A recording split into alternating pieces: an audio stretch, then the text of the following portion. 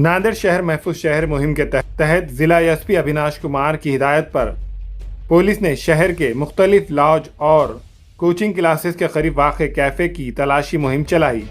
इसी दौरान गैर कानूनी और बेज़ाब्तगियाँ पाए जाने पर सख्त कार्रवाई की गई।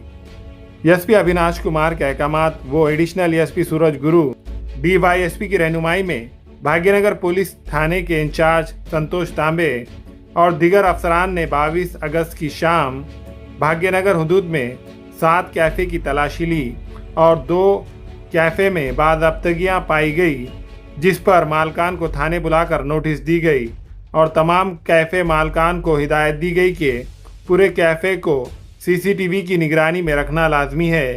इस मुहिम के तहत 23 अगस्त को सुबह तकरीबन 10:30 बजे भाग्यनगर हुदूद के एक लॉज पर छापा मारा गया, जहां से 5 कॉलेज जोड़ियां एक साथ मिली। लॉज मालक ने ना तो इनके नाम रजिस्टर में दर्ज किए थे और ना ही आधार कार्ड या कोई शनाख्ती सबूत लिया था।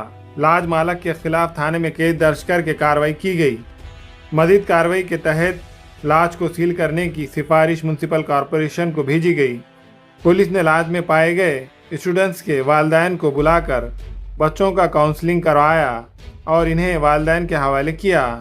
एसपी अविनाश कुमार ने शहरियों से अपील की है कि अगर नांदेड़ शहर या अतराफ़ के किसी लॉज या कैफ़े में कोई गैर कानूनी सरगर्मी चलती नज़र आए तो फौरी तौर पर 112 डायल करके इसकी मालूमात दे।